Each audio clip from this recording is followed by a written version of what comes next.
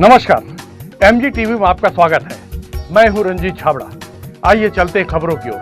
Doctor एवं CA day पर rotary एवं इनर व्हील क्लब द्वारा अग्रसेन भवन में कार्यक्रम आयोजित कर डॉक्टरों, सीए और संस्था को सहयोग करने वाली हस्तियों का सम्मान किया गया। कार्यक्रम के मुख्य अतिथि आईएमए के प्रेसिडेंट डॉक्टर संदीप पटौंदा थे और अध्यक्षता रोटरी के पूर्व प्रेसिडेंट सीए सुरेश गोयल ने की। इस अवसर पर रोटरी प्रेसिडेंट सलज अग्रवाल, रितु अग्रवाल, सुधा अग्रवाल और सचिव अभिषेक गोयल सहित बड़ी संख्या में रोटेरियन, नागरिकगण और पत्रकार उपस्थित थे। चैलेंज और वाह वाह क्या बात है जैसे पॉपुलर शो में अपने परफॉर्मेंस का जादू दिख रहा है। इनके नाम में ही अटपटापन है। So ladies and gentleman, let's welcome first performer of the evening mister Ajay Addapattu. जोरदार तालियों के साथ स्वागत करें। इस चीज का करना है, फालतू में लोग धरने पे बैठे हुए हैं, उनको मुद्दा ही नहीं मालूम है। और ये नन्ही सी बालिका जो उछल कूद कर रही है, वाकई में मैं ये सोच रहा हूं कि बहन जी जब ऐसा कार्यक्रम नहीं होता तो ये ऐसा कहां खेलती होगी। आइए, आप तमाम लोगों की उपस्थिति को बहुत बहुत प्रणाम करना चाहता हूं। धीरे धीरे लोग आते जा रहे हैं, जो लोग आते जा रहे हैं अच्छा सा स्थान देख करके बैठ जाए। हालांकि पुरुषों में ही बैठना है तो कोई पड़ोस का सवाल ही नहीं है सर, जहां भी जगह मिले बैठ जाइए।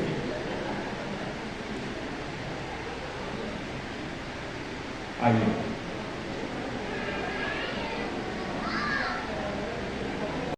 रहा करते थे, जज थे, और उनके सामने जो पार्टिसिपेंट कॉमेडी करने के लिए जो आता था, गलती से वो अब सीएम बन गया, सिद्धू जी पीछे निकल गए।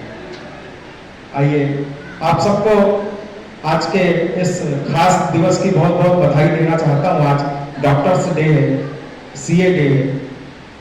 आपको एक बार बहुत बहुत बधाई। तमाम मुझे बताया गया कि यहाँ पे बहुत सारे डॉक्टर्स उपस्थित हैं, चिकित्सक उपस्थित हैं, और वाकई में चिकित्सकों का मैं बहुत सम्मान इसलिए करता हूँ कि आप एक कल्पना करके देखिए, आवाज थोड़ी सी गूंज रही है, इसको थोड़ा सा अगर कंट्रोल कर दोगे तो ठीक हो जाएगा।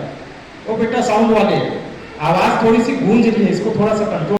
एक चीज आप खाली कल्पना करके ये देखिएगा कि अगर दुनिया में चिकित्सक नहीं होते या डॉक्टर नहीं होते तो ये दुनिया कितनी बदसूरत हो जाती। इस दुनिया को खूबसूरत बनाने में बहुत बड़ा योगदान हमारे तमाम डॉक्टर्स का है, हमारे चिकित्सकों का। इसलिए मैं आपका बहुत बहुत सम्मान करना चाहता हूँ।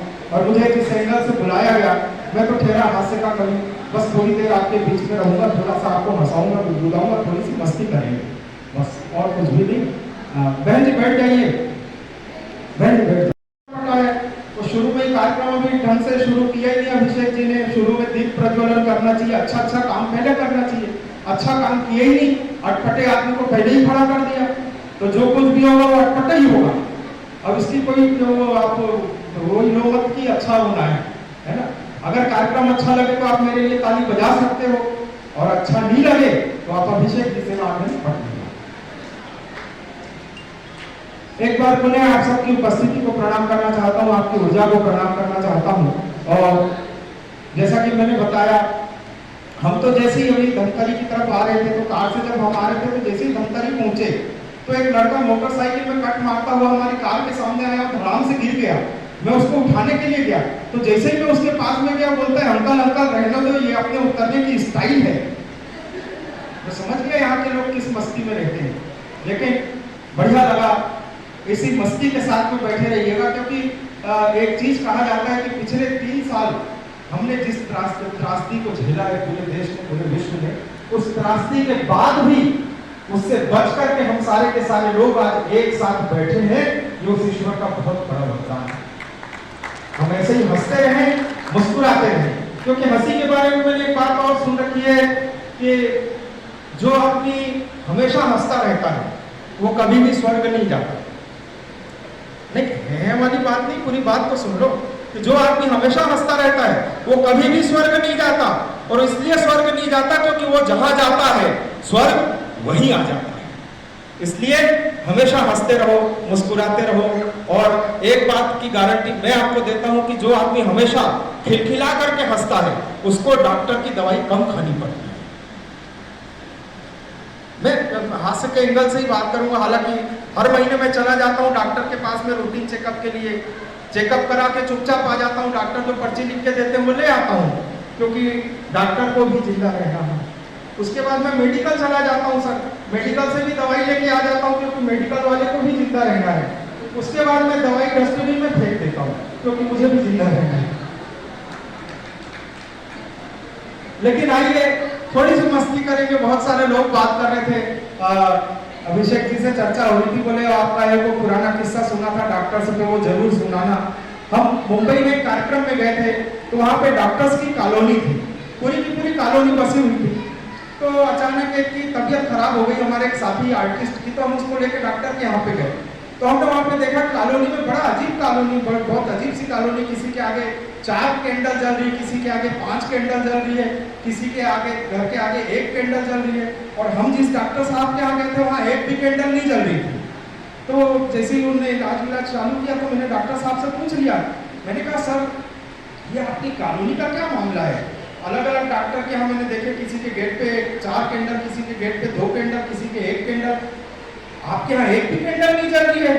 तो उन्होंने मुझे बताया, मैंने कहा सर इसका क्या कारण है? उन्होंने कहा कि यार जिसके हाथ से जितनी मौत हो जाती है वो अपने कैंडल जला लेता है। मैंने कहा सर आपके यहाँ तो 1 भी नहीं जल रही है। वो बोले आज जलेगी ना। तो मैं आपको थोड़ी देर के लिए निमंत्रण देना चाहता हूं कि थोड़ा आप वाकई में बहुत आप लोग पढ़ते हैं, मैं मानता हूं, और बहुत पढ़ने के बाद में ये सारी चीजें आती हैं, लेकिन अपन वो दिमाग की बात नहीं करते, अपन दिल की बात करने वाले लोग। थोड़ी देर के लिए आप दिमाग को किनारे रख दीजिएगा और दिल से मेरे साथ में जुड़ जाइएगा। जहां पे आपको हंसी आए खुल करके हंसी लगा लीजिए, ठहाके लगा लीजिए। इससे अच्छी दवाई दुनिया में नहीं हो सकती साहब। थोड़ी देर के लिए मस्ती में आ जाइए, उससे अच्छा आनंद दूसरा नहीं हो सकता। आइए, तो बहुत सारी बातें होते रहती, तो हम जब आ रहे थे तो अभी अभिषेक जी भी बड़े तरीके से बात करते रहते हैं, बहुत ऊर्जावान हैं और बड़ी प्यारी सी अपनी फोटो भी इन्हें लगा रखी है। 3-4 बार मुझे कह दिया कि मेरा नाम तो ले ही देना।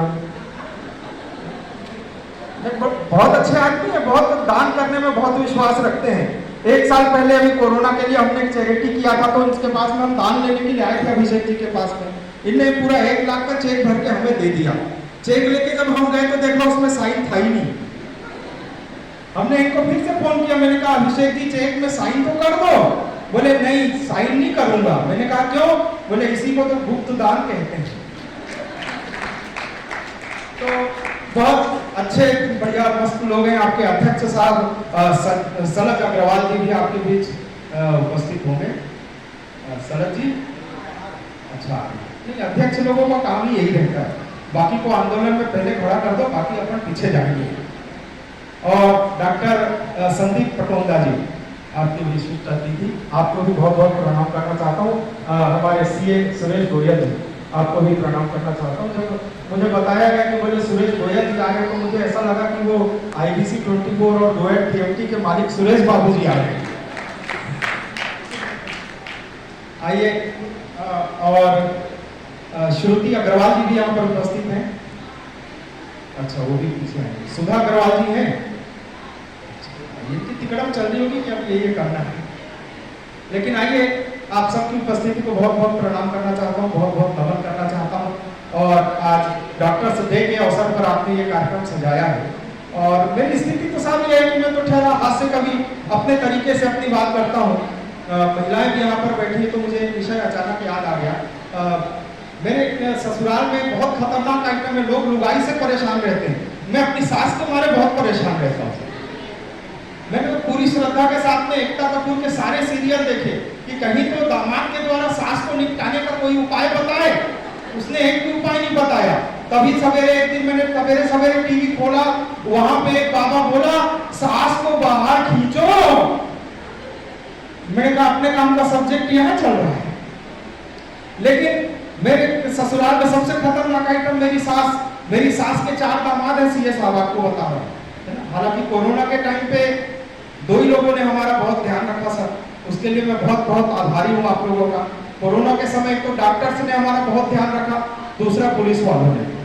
लेकिन डॉक्टर्स जब भी लगाते थे टीका तो ये पूछ लेते थे कि पहली किधर लगाई थी, लेकिन पुलिस वाले जब लगाते थे तो ये नहीं पूछते थे पहली कहाँ पड़ी थी। इसलिए आपका बहुत बहुत आभारी हूँ सर, आपने बहुत ध्यान रखा था। तो मैं आपसे निवेदन कर रहा था कि मेरी ससुराल में मेरी सास बहुत खतरनाक आइटम, उसके 4 दामाद, मैं चौथे नंबर का दामाद। एक बार हमारी सास ने चारों दामाद को इकट्ठा किया और एक स्कीम बनाई। सबसे पहले दिन बड़े वाले दामाद को पकड़ा, बोले दामाद जी नदी में नहाने का मन हो रहा है। दामाद बेचारा मरता क्या नहीं करता, बोले चला जाऊंगा। नदी में नहलाने के लिए लेके गया सास को, सास वहां डूबने का नाटक करने लगी। दामाद ने देखा, बोले ये तो डूब के मर जाएगी, इसको तो बचाना पड़ेगा। उसने जैसे तैसे करके उसको बचा लिया। सास उससे खुश हो गई, घर में रखी हुई एक पुरानी मारुति 800 कार उसको उठा के गिफ्ट कर दी। दूसरे दिन दूसरे दामाद का नंबर आया, उसके साथ भी यही नाटक, उसने भी बेचारे ने बचा लिया। एक पुरानी मोटरसाइकिल रखी थी वो उठा के उसको गिफ्ट कर दी। तीसरे दिन तीसरे दामाद का नंबर, फिर वही नाटक। तीसरे दामाद ने भी देखा, बेचारे ने लिहाज करके उसने भी बचा लिया।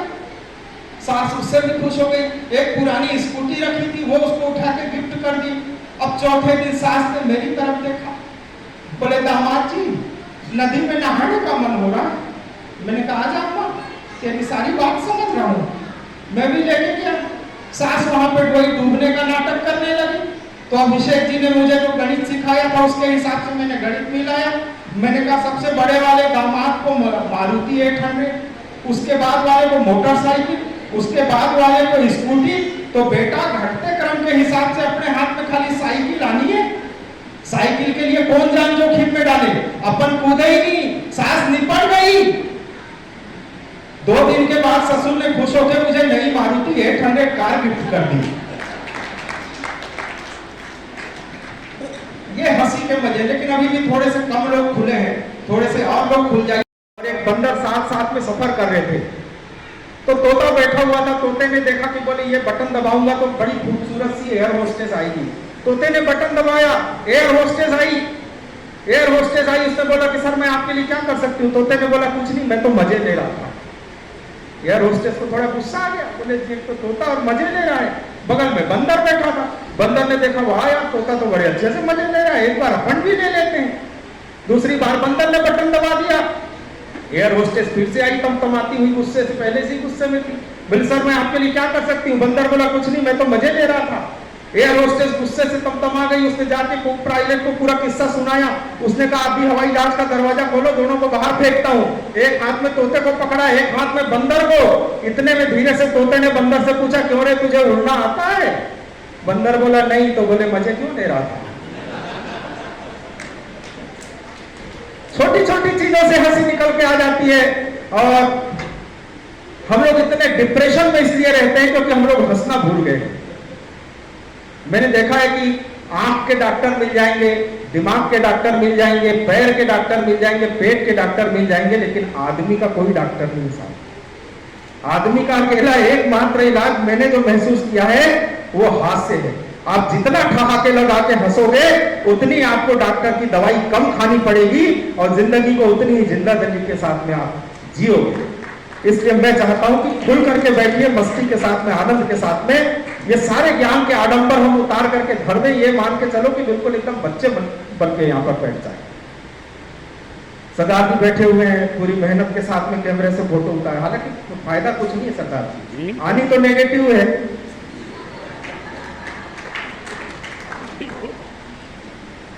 और भाई साहब भी बढ़िया मस्त फोटो ले रहे हैं। इधर भी ले लो एक आध। नहीं, फोटोग्राफरों से तो अपने को बहुत डर लगता है। ये बड़े कमाल की चीज होते हैं। पोज दूं क्या? आगे ये छपवा लेना और बच्चों को दिखाना। बच्चे बेचारे रात में देखेंगे तो डर जाएंगे। फोटोग्राफर भी बड़ी कमाल की चीज होते हैं। मेरे दोस्त की शादी में फोटोग्राफर था। वरमाला का जैसे ही सीन आया तो मेरे दोस्त को समझाने लगा कि बोले वरमाला ऐसे डालना, ऐसे डालना, ऐसे डालना। मेरा दोस्त बेचारा इतना एक्साइटेड हो गया कि गलती से सास के गले में ही डाल दी। ससुर बेचारा खुश कि चलो रे पिंड छूटा। आइए भाई साहब बैठिए बैठिए बैठिए। नहीं आप एकदम टाइम से आइए, हम तो बहुत थोड़ा जल्दी शुरू हो गए। अभी मैं जब वहां पीछे बैठा हुआ था तो एक भाई साहब मेरे पास आए, मेरे से कहने लगे कि आपका क्रियाक्रम कब शुरू होगा। मैंने कहा क्रियाक्रम नहीं कार्यक्रम। बोले हाँ हमारे यहाँ ऐसे ही बोलते हैं। लेकिन आइए थोड़ी देर के लिए आपको मस्ती के साथ में एक प्रांत की यात्रा कराना चाहता हूँ।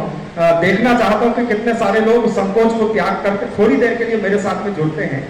हमारे यहाँ एक बड़ा अच्छा प्रांत है और उसका नाम है बिहार। बिहार में बड़ा एक खूबसूरत चेहरा है, उसका नाम मैं आपको नहीं बताऊंगा। बिहार का नाम लेते ही वो चेहरा सबके सामने आ जाता है। उसका नाम मैं इसलिए नहीं बताऊंगा क्योंकि मैंने नाम बता दिया तो आप जान जाओगे कि ये लालू यादव की बात कर रहा है। लालू जी बड़ा अच्छा कैरेक्टर है बिहार का, इतना ईमानदार नेता है कि जिस जेल का उन्होंने उद्घाटन किया उसमें रहने के लिए खुद गए। इतनी ईमानदारी बिहार के अलावा कहीं भी देखने को नहीं मिलती। तो लालू जी को आप ध्यान में रखना। लालू जी को जेल हो गई, लालू जी और रबड़ी दोनों का चेहरा याद रखना है ना। और देखना जब लालू जी को जेल हो गई उसके पहले लालू और रबड़ी दोनों एक पिक्चर देखने के लिए गए थे। पिक्चर एक आई थी तेरे नाम, और तेरे नाम का टाइटल सॉन्ग तो बहुत सारे लोगों ने सुन रखा होगा। तो लालू जी को जब जेल हो गई तो लालू और रबड़ी ने एक दूसरे के लिए डुएट गाया, रोमांटिक गाना गाया। अब कैसे गाया, आप तेरे नाम का वो गाना बस याद रखना और थोड़ी देर के लिए मेरे साथ में मस्ती की यात्रा में मेरे साथ शामिल हो जाना। तेरे नाम का वो गाना याद रखना। लालू जी को जेल हो गई, जेल जाते जाते लालू ने रबड़ी के लिए गाया, तोहरे लिए हमने किया हूं ये चारा घोटाला सनम। हाँ ताली बजाओ तो एक साथ जरा ताल से बजाओ।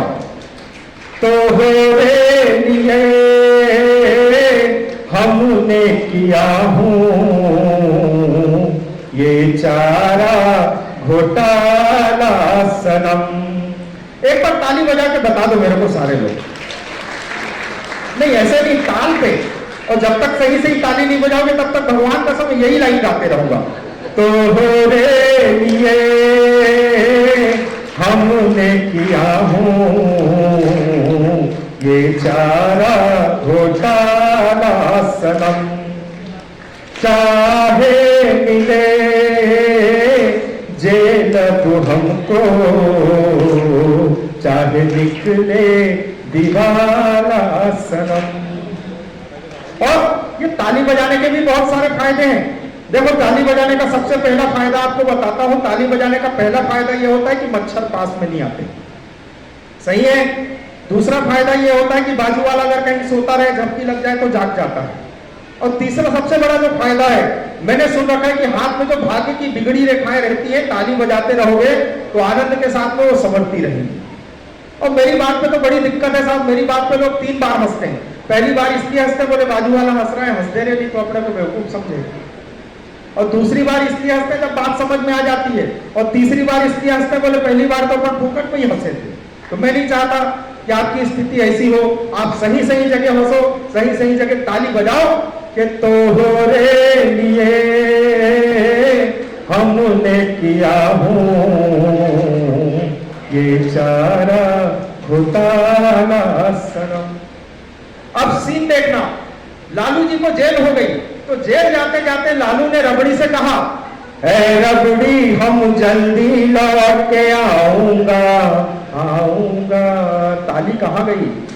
ऐसे में वापस नहीं आएंगे। ऐ रबड़ी हम जल्दी लौट के आऊंगा आऊंगा आऊंगा। चारा खा के भी रबड़ी तुझे खिलाऊंगा। कुर्सी कसम वादा रहा हमको कभी रोक न पाया। जेल का कोई ताला सनम। ये लालू जी। अब लालू जी को जब सुना तो रबड़ी भी एकदम भावुक हो गई साहब।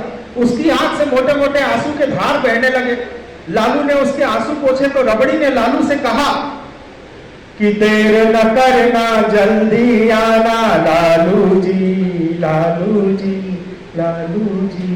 ना भावेगा लिट्टी चोखा आलू जी आलू जी। भैंस की कसम उसके परवे की कसम तोहरे लिए बन के रहूंगी लालटेन का उजाला सनम हो, लालटेन का। इतना प्रेम करते हैं लालू जी और रबड़ी एक दूसरे से। हालांकि प्यार आज के जमाने में तो देखने को मिलता ही नहीं सर, सही बता रहा हूँ सीए सर, आजकल तो प्यार कहीं देखने को मिलता ही नहीं। ये जो हमारे पीछे बैठे बुजुर्ग, जो हमारे पक्के बाल वाले, प्यार इनके जमाने में हुआ करता था। यकीन नहीं हो तो इनसे पूछ लेना।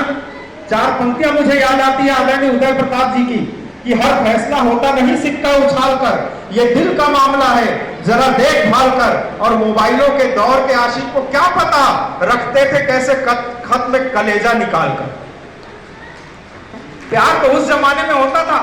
जो हमारे बुजुर्ग हैं इनसे पूछना, आजकल का प्यार तो साहब ऐसा हो गया कि धोया भिगोया निचोड़ा सुखोया हो गया, पता ही नहीं लगता। आज इससे मिले कल उससे प्यार हो गया, तीसरे दिन ब्रेकअप। एक गाना आया करता था पहले, कबूतर जा जा जा पहले प्यार की पहली चिट्ठी साजन को दिया।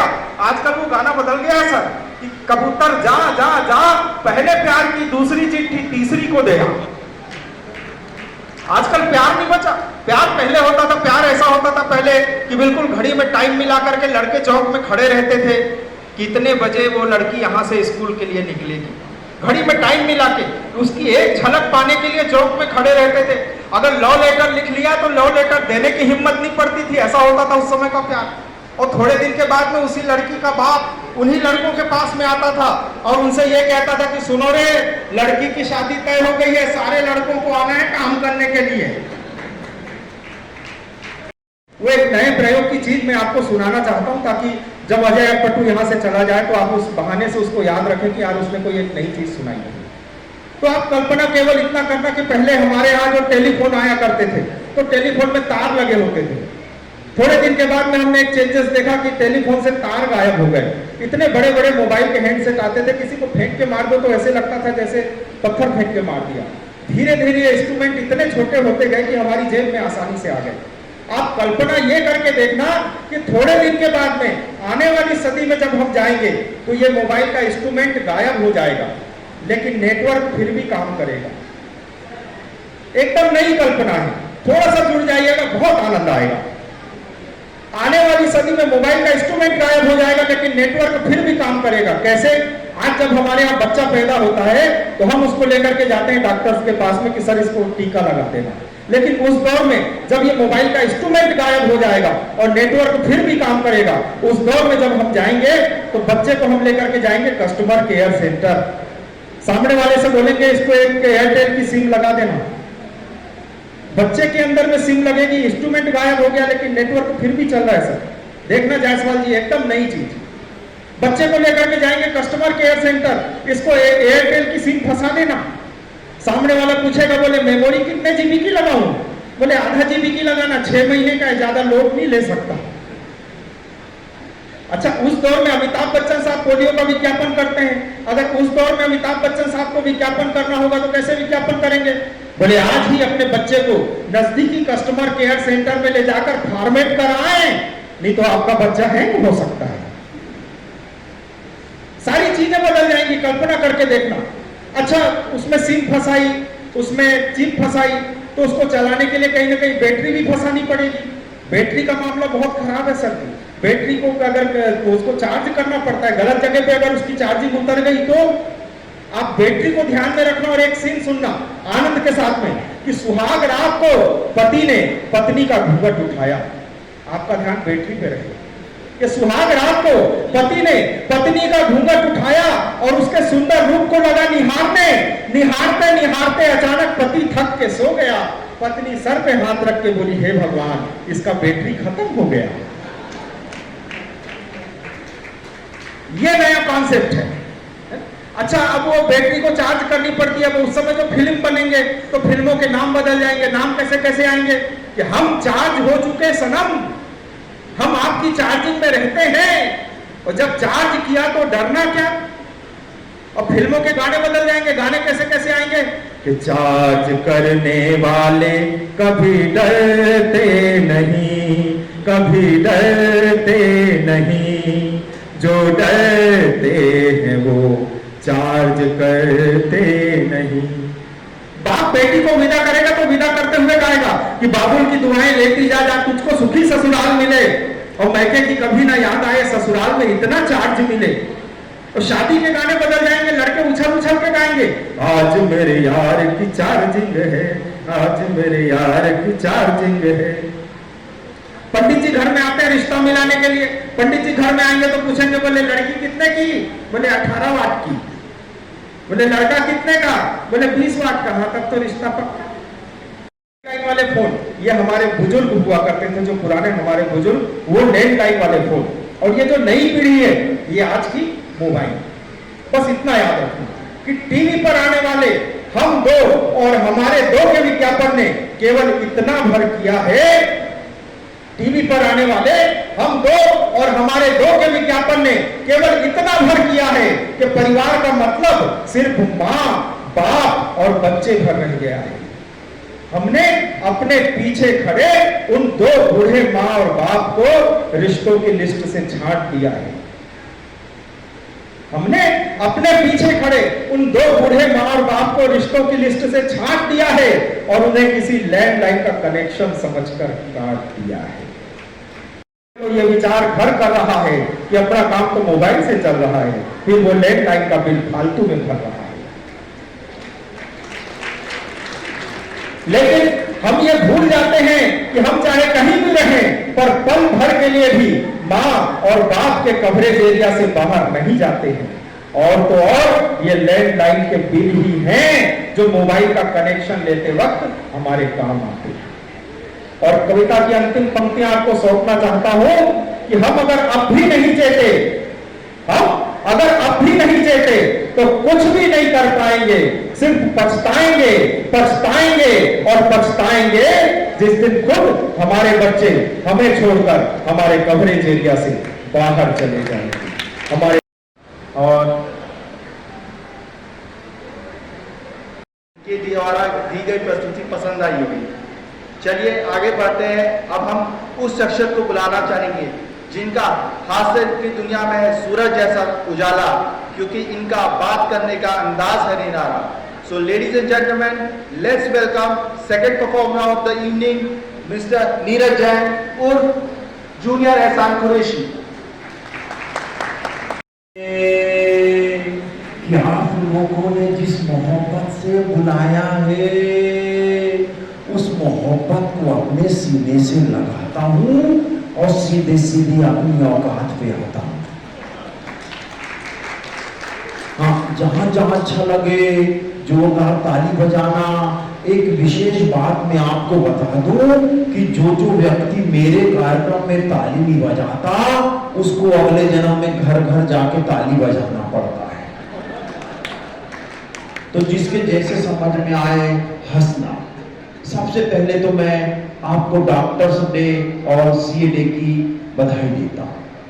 बहुत अच्छी बात है, यहाँ पर बहुत सारे डॉक्टर हैं, बहुत सारे सीए हैं। मैंने एक बार हमारे बिलासपुर में एक डॉक्टर से पूछ लिया, मैंने कहा डॉक्टर साहब आप लोग का निशान प्लस क्यों रहता है? मैंने एक डॉक्टर से पूछा, मैंने बोला आपका निशान प्लस क्यों रहता है? दुनिया में और सारे निशान हैं, लेकिन आप लोगों ने अपना निशान प्लस क्यों चुना? कहने लगे यार ऐसी कोई बात नहीं है, दरअसल बोले मरीज मरे चाहे जिए, डॉक्टर हमेशा प्लस में रहता है। अच्छा फिर अच्छा इसका और दूसरा कारण और है। बोले क्या कारण? बोले इसका मतलब यह है कि खड़े खड़े आओ और लेट के जाओ। नहीं समझ में आया तो ताली बजा सकते हो, बाकी ये तो छोटी छोटी बातों से हासिल कर। अच्छा फिर भी अपने छत्तीसगढ़ के डॉक्टर तो बहुत बढ़िया है भाई साहब। आप हरियाणा चले जाओ, वहां के डॉक्टर्स तो और खतरनाक। मैं एक जगह डॉक्टर के पास बैठा था, एक मरीज आया, कहने लगा डॉक्टर साहब दस्त तो हो रहा है, वो दवाई दे दो। नहीं डॉक्टर मरीज आया, उसको खांसी हो रही, बोले डॉक्टर साहब खांसी हो रही, बोले कोई दवाई दे दो। डॉक्टर भी होशियार, उसने जुलाब की गोली दे दी। बाजू में मैं पूछा डॉक्टर साहब उसको खांसी हो रही है, आपने जुलाब की गोली क्यों दी? अरे कहने लगा बोले साले खांसने से पहले 10 बार सोचेगा। समझ में आया? ताली बजा सकते हो। मैं पहले पढ़ाता था, अब पढ़ाता क्या था, बच्चों का भविष्य खराब करता था, क्योंकि मैं जिस दिन स्कूल जाता था उस दिन बच्चे नहीं आते थे, जिस दिन बच्चे आते थे उस दिन मैं नहीं जाता था, और जिस दिन दोनों जाते थे उस दिन तो छुट्टी। एक क्लास में पढ़ाने के बाद ब्लैक बोर्ड पे 2 शब्द लिख दी, दुर्घटना दुर्भाग्य। एक बच्चे को खड़ा किया, मैंने कहा बेटे बताओ ये दुर्घटना दुर्भाग्य में क्या अंतर है? 90 चैनल देखने वाली पीढ़ी फटाफट निपटाती है। एक बच्चा फौरन खड़ा हुआ, कहने लगा सर आप पढ़ा रहे हो, इसी वक्त ये छट फूट के गिर जाए, ये दुर्घटना है। मैंने कहा शाबाश। और दुर्भाग्य? बोले उसके बाद भी आप बच जाओ, ये हमारा दुर्भाग्य। मैं वहां से भागा, फिर दूसरी क्लास गया, एक बच्चे को खड़ा किया, मैंने कहा बेटे बताओ 8 और 8 कितने होते हैं? बच्चा फौरन बोला सर 20। अब प्रिंसिपल साहब मेरे पास, बोले शाबाश बेटा तूने आज हमारी स्कूल की लाज रख ली। अरे मैंने कहा 8 और 8 16 होते हैं, बच्चा 20 कह रहा है, तब भी आप उसकी पीठ थपथपा रहे हो। कहने लगा भाईजान कल तक तो ये 24 कह रहा था। अब वो धीरे धीरे सुधर रहा है, उसकी हौसला अफजाई होनी चाहिए। एक से मैंने कहा पहाड़ा कहां तक आता है? बोले सर 8 तक आता है। मैंने कहा 8 का सुना दे चल। अब वो हाथ बांध के खड़ा हो, बोले 8 1 8, 8 2 16, 8 3 24, 8 4 32, 8 5 40, 8 6 ये 8 7 ये 8 8 ये 8 9 ये 8 10 80। अरे मैं बोला चुप, ये तेरा 8 5 40 तक तो ठीक चला, अब ये क्या है? कहने लगा सर मैं पहाड़े के बोल भूल गया लेकिन धुन पूरी याद है। अंडे के अंदर घुसती कैसे है? एक दिन मैंने कहा हम रामनवमी क्यों मनाते हैं? कहने लगा सर इस दिन भगवान राम 8वीं पास करके 9वीं क्लास में गए थे। आप बच्चों से नहीं पढ़ सकते सब। एक से तो संस्कृत का पूछा मैंने, हम तमसो मां ज्योतिर्गमय, इसका हिंदी में क्या अनुवाद होता है? कहने लगा सर इसका मतलब होता है कि तुम सो जाओ मां, मैं ज्योति के घर जाता हूं। कि कक्षा में हो रहा था शोर, कक्षा में हो रहा था शोर, बच्चे हो गए बोर। शिक्षक ने कहा रामू हल्ला मत मचाओ, शांति के साथ बैठ जाओ। रामू हल्ला मत मचाओ, शांति के साथ बैठ जाओ। रामू बोला गुरुजी बड़ी समस्या हो गई है, अब मैं आपको कैसे समझाऊं? शांति के साथ तो महज बैठ गया, अब मैं सरला के साथ बैठ जाऊं। कविता खत्म हो गई, अब ताली बजा सकते हो।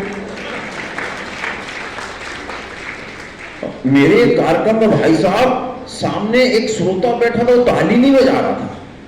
तो मैंने उससे पूछा भाई साहब आप ताली क्यों नहीं बजा रहे हो? अरे कहने लगा हम बड़े आदमी हैं, हमने ताली बजाने के लिए आदमी रखे हुए हैं। मैंने कहा भाई साहब आप हंस भी नहीं रहे हो? अरे बोले हम बड़े आदमी हैं, हमने हंसने के लिए आदमी रखे हुए हैं। फिर कार्यक्रम के बाद मैं उनकी कार में बैठा, मैंने कहा भाई साहब आप कार भी नहीं चला रहे हो? अरे बोले आपको बताया ना हम बड़े आदमी हैं, हमने कार चलाने के लिए आदमी रखे हुए हैं। फिर 2 साल बाद उनकी शादी हो गई। मैंने कहा भाई साहब अब हनीमून पे नहीं जा रहे हो?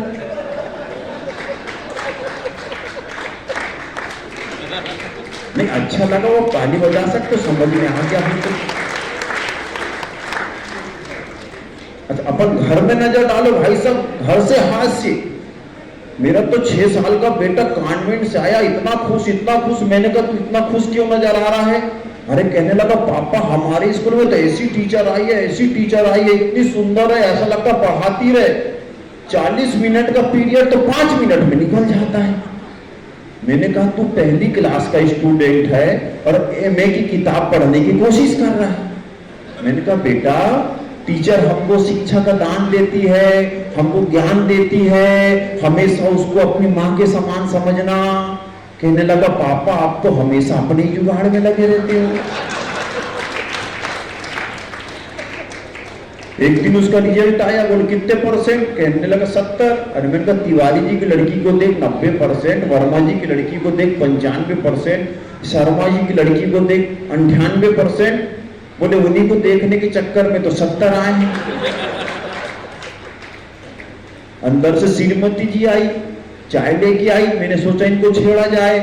मैंने कहा सुनो, आज रात सपने में पड़ोसन आई थी, तो वो भी कहने लगी अकेली चाय होगी। मैंने कहा आपको कैसे मालूम? बोले पड़ोसी तो मेरे सपने में आया था। एक दिन उनको पिक्चर दिखाने ले गया भाई साहब, और पिक्चर देखते देखते कहने लगे, बोले देखो शाहरुख खान काजोल से कितना प्यार कर रहा है, रेल में बैलगाड़ी में एरोप्लेन में कहीं नहीं छोड़ रहा है। तो मैंने कहा उसको करने दे, अपने बाप का इसमें क्या जा रहा है बता, तेरा ऑब्जेक्शन बता कि उसमें तेरा ऑब्जेक्शन क्या है। बोले आप तो ऐसा नहीं करते।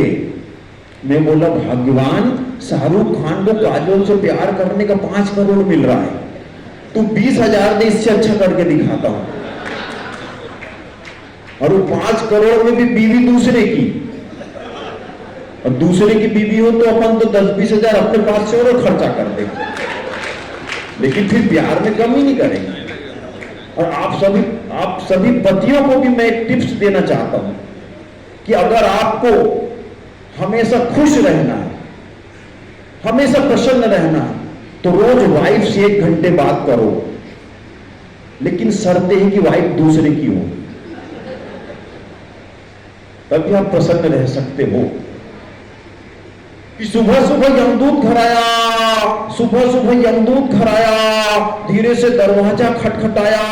मैंने जैसे ही दरवाजा खोला, यमदूत मुझसे बोला, भाईजान आपके प्राण चाहिए जस्ट। मैंने श्रीमती जी को आगे किया, बोला लेडीज फर्स्ट। मैंने श्रीमती जी को आगे किया, कहा लेडीज फर्स्ट। वो बोला इन्हें सामने से हटाओ, मैं डर रहा हूं। मैं बोला यमदूत मेरे बाप, मैं पिछले 20 साल से इसी खतरनाक आइटम के साथ गुजारा कर रहा हूं। वो बोला अब तक जैसा गुजारा किया था आगे भी कर, और तुझे मारने की क्या जरूरत है, तू तो यहीं पे मर।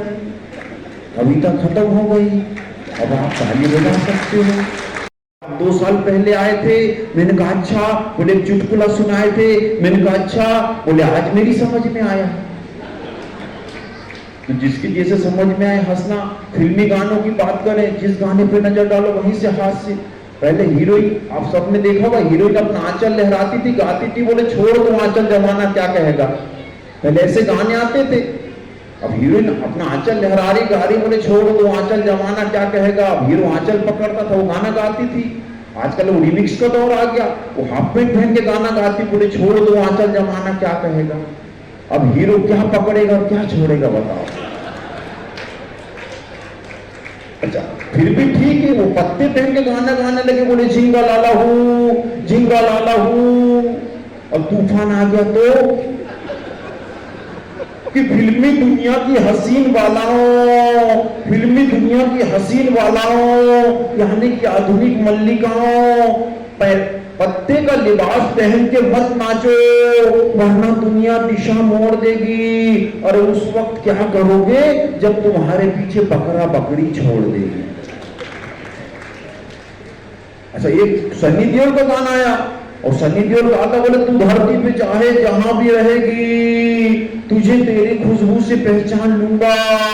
मैं बोला रे भारतीय अभिनेता, क्या भारत की सारी सुंदर लड़कियों पे तेरी सत्ता है?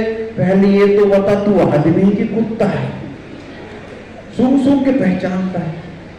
वो एक और गाना है, बोले पर्वतों से आज मैं टकरा गया, तुमने दी आवाज लो मैं आ गया। अरे अंधा था क्या, कितना बड़ा पर्वत नहीं दिखा। और ट्रेन से टकराता तो राम नाम सत्य हो जाता। लेकिन ऐसे ऐसे गाने आ रहे भाई साहब। वो ऋतिक रोशन का गाना आया, बोले मैं ऐसा क्यों हूं, मैं ऐसा क्यों हूं, मैं ऐसा क्यों हूं। अब हमसे क्यों पूछता है, अपने माँ बाप से पूछ कि कहां कमी रह गई, कि पोलियो का ड्राफ्ट नहीं मिला। आदमी तभी ऐसा होता है। एक और गाना, बोले आती नहीं, आती नहीं। अरे नहीं आती तो जुलाब की गोली ले। अरे बोले नहीं नहीं भाई साहब उसकी प्रेमिका नहीं आती। अब प्रेमिका नहीं आती तो मोटरसाइकिल पे बैठा के ले आ। वो एक और गाना आया, माधुरी दीक्षित ऊंचा पूछा के नाचती, बोले मेरा पिया घर आया ओ राम जी, मेरा पिया घर आया ओ राम जी। अब इसमें नाचने की क्या बात है बताओ। सबके पिया घर आते हैं, किसी का पड़ोस में जाता है क्या बताओ। और वो पिया था इसलिए घर आया, नहीं पीता तो घर थोड़ी आता। अरे बोलो नहीं नहीं भाई साहब, ऐसी बात नहीं है। दरअसल उसके बाजू में एक राम नाम का आदमी रहता है, अब उससे उसकी सेटिंग है। उसका पिया घर आता है तो नाच के बताती है कि मेरा पिया घर आया राम जी, अब तू मत आना।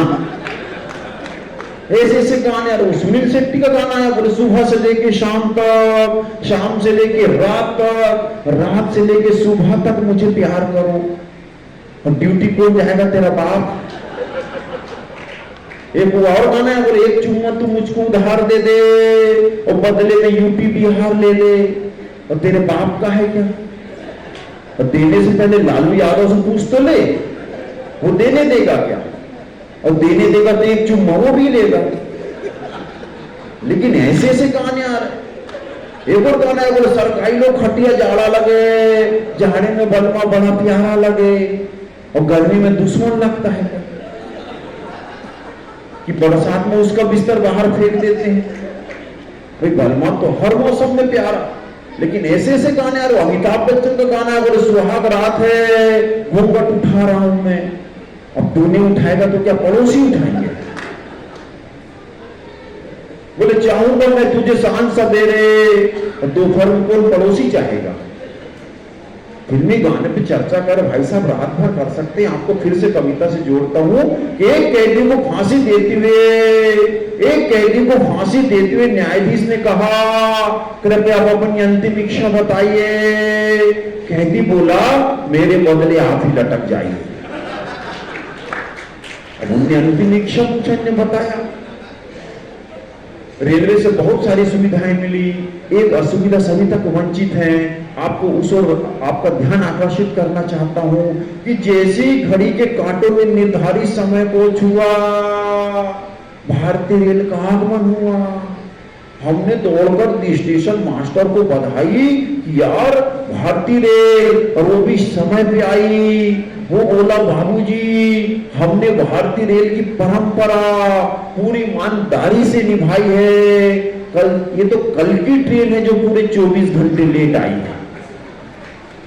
हाँ, कविता खत्म हो गई। रोटरी क्लब से सम्मानित डॉक्टर संदीप पटौंदा, सीए सुरेश गोयल और अध्यक्ष शैलज अग्रवाल सहित अन्य वक्ताओं ने कहा कि स्वस्थ शरीर ही हर सफलता का मंत्र है।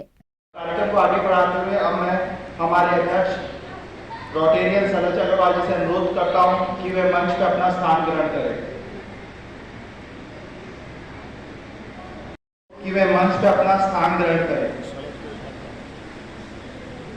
श्रीमती रमा अग्रवाल जी से अनुरोध करता हूं कि वे मंच पर अपना स्थान ग्रहण करें। इनरव्हील क्लब की सचिव श्रीमती सुधा अग्रवाल जी से अनुरोध करता हूं कि वे मंच पर अपना स्थान ग्रहण करें। आज के कार्यक्रम हमारे प्रोग्राम डायरेक्टर रोटेरियन नंदन जोशी जी और आशीष गोयल जी से अनुरोध करता हूं कि वे मंच पर अपना स्थान ग्रहण करें। हमारे अध्यक्ष जी आ चुके हैं, उनसे अनुरोध करता हूं कि मंच पर स्थान ग्रहण करें। इनरव्हील क्लब से हमारे प्रोग्राम डायरेक्टर श्रीमती हेमा जोशी जी और श्रीमती बबीता गोयल जी से अनुरोध करता हूं कि वे मंच पर अपना स्थान ग्रहण करें।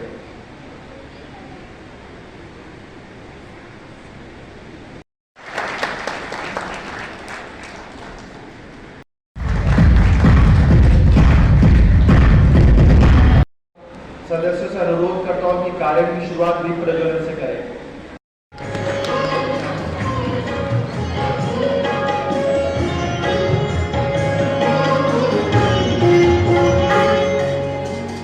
शायद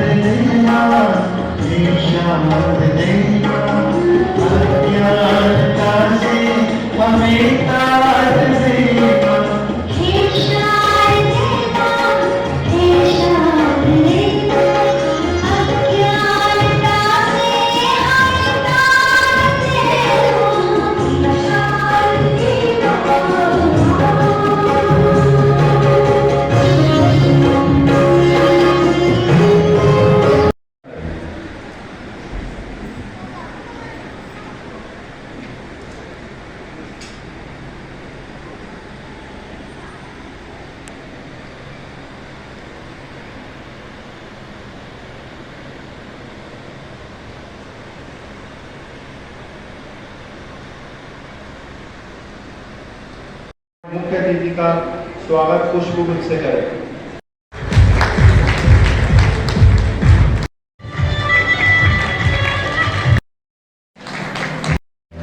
और मनसुख भैया से कि श्री रंजीत भैया को एक छोटा सा टोकन आपका प्रदान करें रोटरी क्लब ऑफ धमतरी को।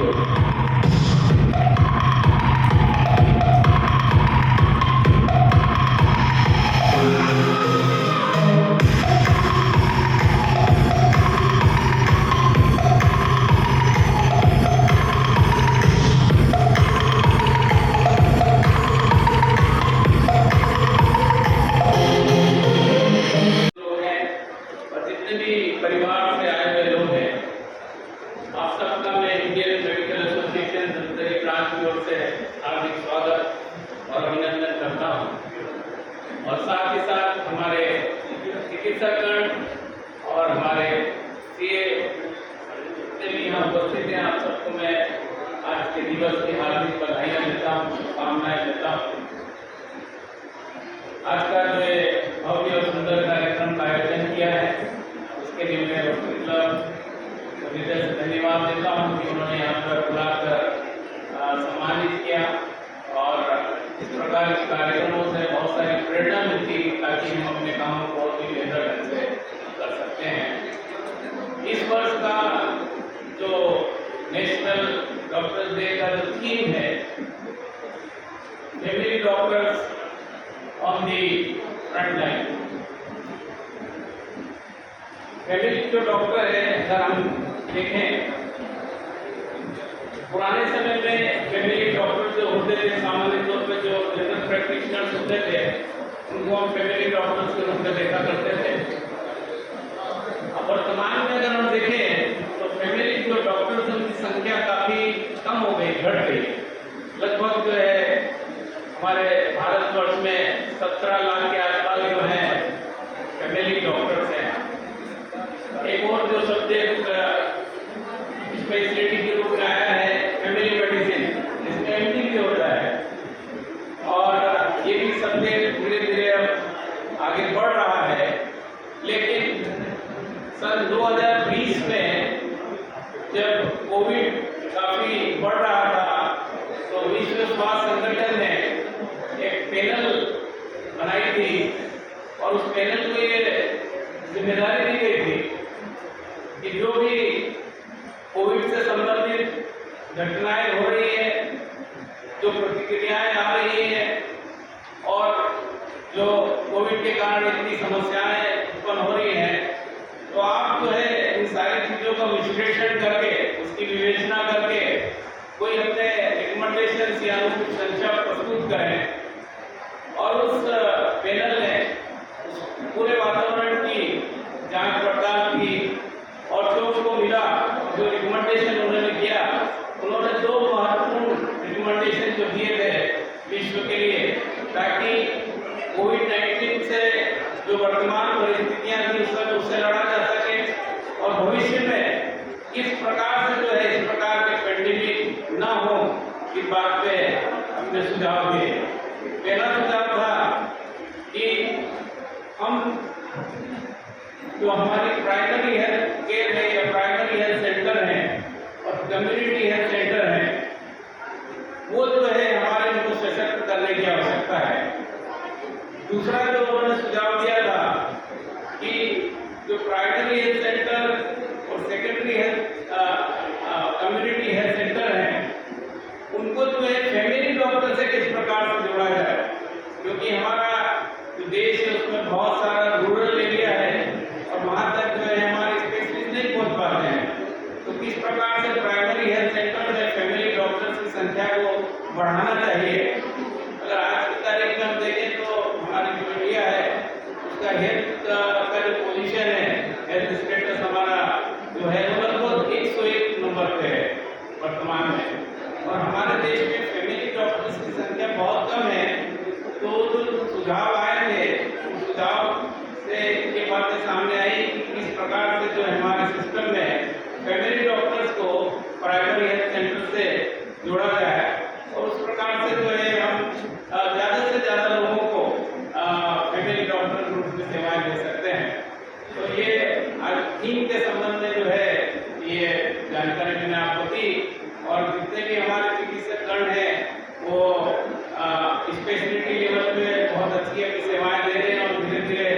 काम को और भी बढ़ा रहे हैं। तो सारे चिकित्सकगण जो कोविड के समय में भी और अन्य समयों पर भी बहुत अच्छी सेवाएं प्रदान कर रहे हैं, सबको बधाई देता हूँ, बधाई के पात्र हैं। और इंडियन मेडिकल एसोसिएशन धमतरी की ओर से रोटरी क्लब को भी मैं धन्यवाद देता हूँ, बधाई देता हूँ कि ये अच्छा आयोजन उन्होंने किया है। सारी बातों में धन्यवाद देते हुए अपनी वाणी को विराम देता हूँ। धन्यवाद। भगवान की आज रथ यात्रा पर ढेर सारी शुभकामनाएं, हार्दिक बधाइयाँ।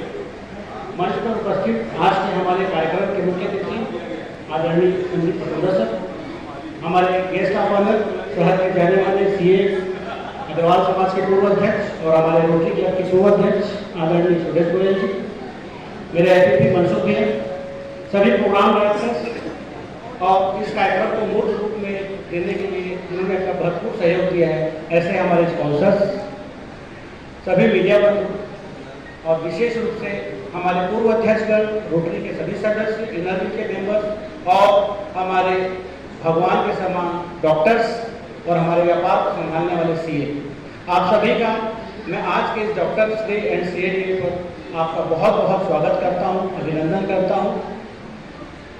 कहते हैं कि जीवन के लिए सांस जरूरी है, लेकिन सांस के लिए डॉक्टर जरूरी है। अगर सांस के लिए डॉक्टर जरूरी है तो व्यापार के सांस के लिए सीए भी जरूरी है। तो डॉक्टर और सीए का महत्व हमारे जीवन में बहुत है और ये महत्व आदिकाल से होता आ रहा है और आने वाले समय में भी कभी भी महत्व कम नहीं होगा। हमारे आज के इस कार्यक्रम में धमतरी क्लब से, जिन्होंने रोटरी क्लब में रोटरी डिस्ट्रिक्ट 3261 में धमतरी क्लब का नाम किया है, जो इस वर्ष के डिस्ट्रिक्ट सेक्रेटरी गवर्नर हैं, मैं रोटेरियन अमित जायसवाल जी का स्वागत करता हूं, अभिनंदन करता हूं और आप सभी का भी अभिनंदन करते हुए मैं सम्मान करना चाहूँगा हमारे आज के इस कार्यक्रम के स्पॉन्सर्स का। अभी लेते हैं एक छोटा सा ब्रेक। आप देखते रहिए MG TV, क्योंकि खबरों का सिलसिला यहाँ थमता नहीं।